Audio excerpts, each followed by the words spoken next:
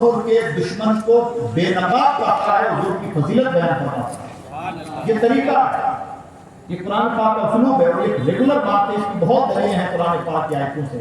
جب حضور کو لوگوں نے مجنون کہا، اللہ رب العزت نے اس قدر غضب فرمایا کہ سورۃ القلم میں اللہ نے حضور کو مجنون کہنے والے عاص ابن وائل کی مذمت میں 9 باتیں بیان فرمائیں، اور ارشاد فرمایا نبی جو آپ کی شان میں بدبختی کرتا ہے وہ ایسا ہے، مانیے وہ ذلیل ہے، وہ چغل خور ہے، لڑانے بھڑانے والا ہے۔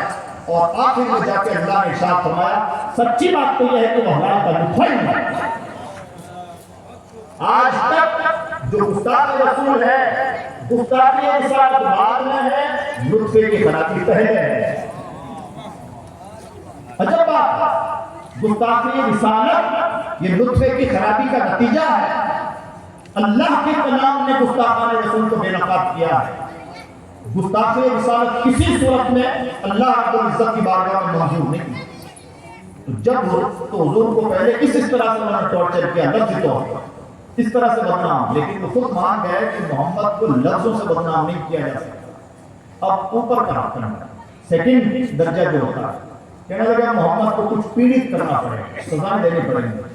تو حضور نبی کریم صلی اللہ علیہ وسلم پر یہ ہتھکنڈہ آزمایا گیا کہ آپ کے گلے میں چادر تھی، تو چادر کو اتنے بل دیے گئے کہ دم گھٹ گیا۔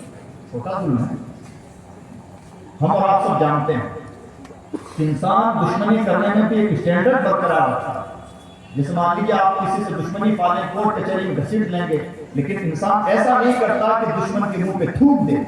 وہ کہے گا میں دشمنی پوری کروں گا، لیکن ہلکے درجے کی دشمنی نہیں کروں گا، دشمنی کا ایک اسٹینڈرڈ ہے وہ برقرار رکھوں گا۔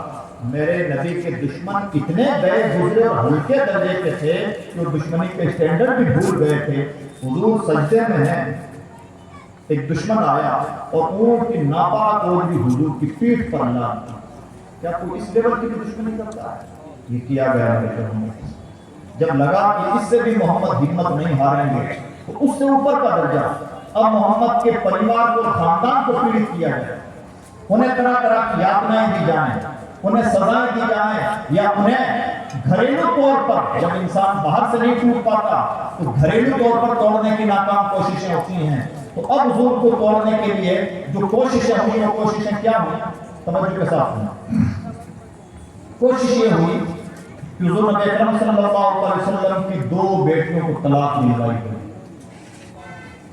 جس کے گھر میں کوئی بیٹی جوان ہوتی ہے اور اس کا رشتہ نہ ہو رہا ہو تو ماں باپ کی رات کی نیند اجاڑ ہو جاتی ہے، اور اگر کسی کی بیٹی کو طلاق ہو جائے تو ماں باپ بیمار نہ ہو